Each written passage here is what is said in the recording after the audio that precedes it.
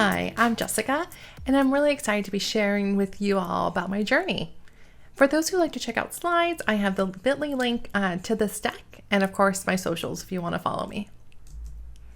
So for this session, I'm going to be sharing a little bit about my background, how I pivoted into tech, and some key things that really helped me. So a little bit about me. I'm from a small town on the border of California and of Mexico called Calexico. Here's actually a picture of myself in my quinceañera, which is a Latinx tradition. It's kind of a rites of passage. I have a huge family. Family is really important to me, and yeah. I ended up going to UC Santa Barbara, and I got my BA in sociology, and I minored in education and applied psychology. And I spent the next 10 years working in a nonprofit. I worked the first 5 years with at-risk female youth, and the last 5 years managing a mental health facility where we had about 120 clients come into our facility. Working in mental health was super challenging, and I knew that it wasn't sustainable for me. And so I started looking into other careers, and I have a huge long story about this, but ultimately a friend suggested tech, and I looked into it. And in 2015, I quit my job, moved to San Francisco, and I attended Hackbright, which is a software bootcamp. It's an all-female software bootcamp that taught web development. I had an amazing time there, and I met a lot of wonderful people too. And since I was new to the industry, I really wanted to maximize the next few years since I invested so much into my own learning. And so for the next 2 years, I actually started working at that software bootcamp that I attended. I started off as a TA, then I became a lab instructor, and I ended up becoming the director of part-time education there. And on evenings and weekends, I also taught for Girl Develop It. Girl Develop It is a nonprofit that supports women in learning software development. I started off, again, as a TA, and I ended up teaching almost every class that they offered at least once. And I decided to volunteer to do the algorithms and whiteboarding classes because I knew that I needed the practice and I want to learn more about it. And I started to go teach with several really experienced teachers, and I learned so much from that. I also attended tons of technical meetups back when we were able to meet in person.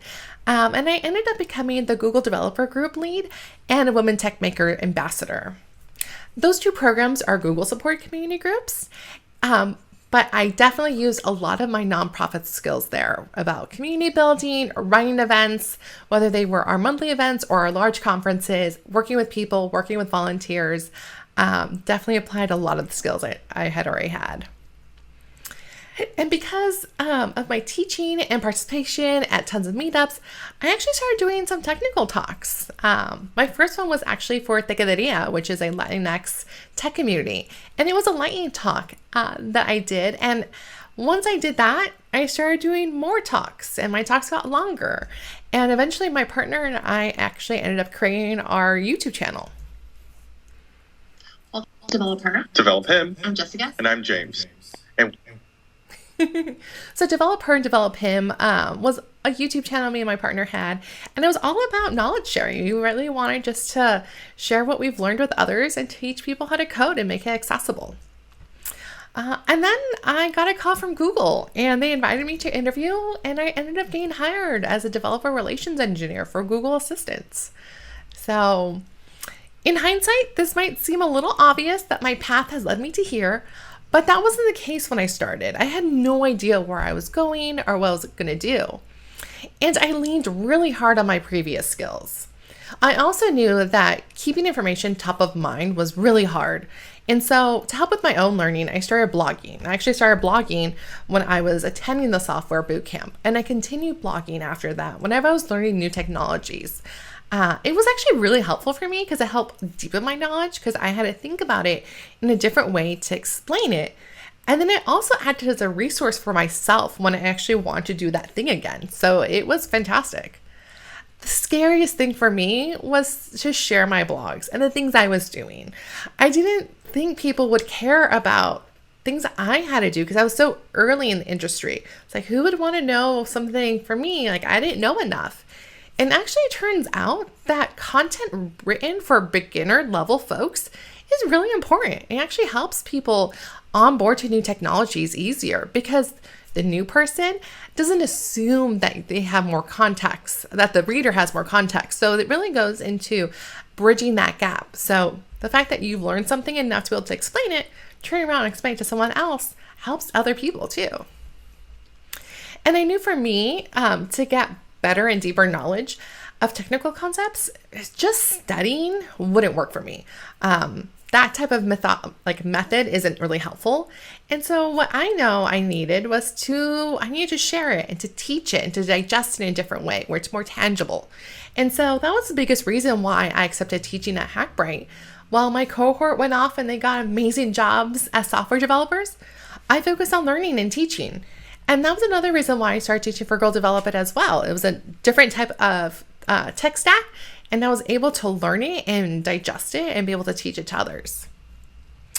And when I was working at the nonprofit sector, something that I thought that was really important, in my early 20s, it's like, okay, I have to come off as knowledgeable and experienced as possible because that I thought was really valuable.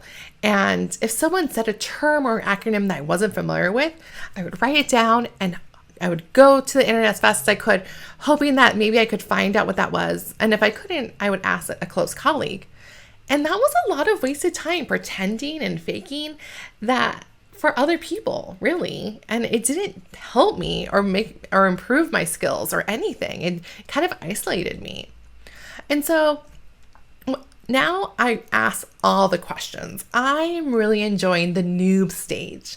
And for those who are not familiar with noob, it's just a term meaning that somebody is new to a space.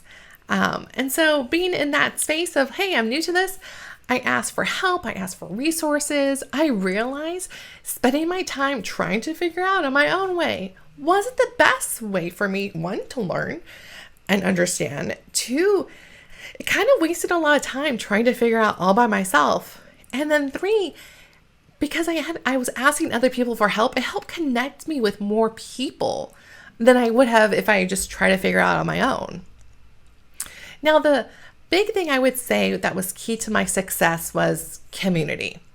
Whether it was Girl Develop It, Google Developer Group, Gala, Women in Voice, sharing your knowledge and learning from others and connecting with people, it was all because of community that I found support and opportunities to try new things.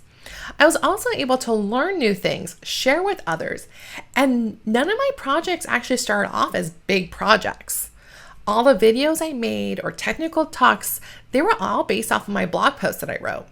And all my blog posts were based on simple, fun projects that I made. When I was offered an opportunity, like doing the lightning talk or a technical talk, I didn't have to come up with new content. I just pretty much turned around at one of my blogs. I was like, cool, that is what I'm going to make my talk out of. Some tangible suggestions I usually give to folks is to build something.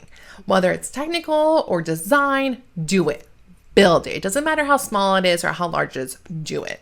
Then share it. Post your code on GitHub or your design on your portfolio. Have it publicly available. Something I really enjoy doing is to blog about it. Explain your thought process, why you did the thing, why did you make those choices? Because it gives recruiters and hiring managers a glimpse into your thought process. Attend meetups or groups to connect with others. Attending events that you might feel you might not be quote unquote ready for, do it. What's the worst that can happen? Something goes over your head? Not a big deal. If the social aspect is intimidating, especially in person, invite a friend to attend it with you. You never know. They might be interested. They might know somebody, make a connection. Definitely try it out. And something that is often overlooked is volunteering. So many times people think volunteering has to be in this big way. You have to do this big organization, through this big event, have this big impact with it. I recommend doing something small at first. Something I did when I first started off, when it was in-person events, I would go to meetups and get there early and go, hey, do you want, I could do your sign-in sheet. That way you could focus on other things. And that way the organizer was able to do their thing. And then I was able to meet people by doing the sign-in sheet. So you can definitely do things like that. I know when it comes to being more on the digital end, writing copy on social aspects or like social media posts, that's always needed as well. So definitely offer, if you have a talent or skill, definitely feel free to offer those small tidbits because that helps form connections and relationships. And I recommend taking it slow and organizing your life to be focused on the change you want to see. So for example, after my boot camp, I had a very serious conversation with my partner about how I want to focus on my career.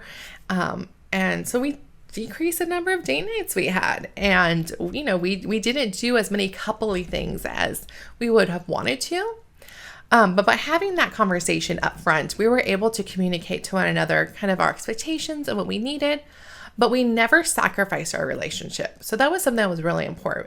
If we needed something, or if I couldn't do X, or my partner needed help, I would reorganize everything else on my plate. So then that meant at times I would have to call somebody or pin them in Slack going, hey, I need help with this, or hey, I cannot do this thing, and be more proactive on it. Instead of being reactive. So definitely highly encourage having proactive communication with others. Really helps set expectations. Thank you so much for your time and your energy. I really, really appreciate your support. If you have any feedback to give to me, please let me know. And of course, feel free to follow me on Twitter. And if you want to set some time up to chat, feel free to request a chat on my website. Thanks.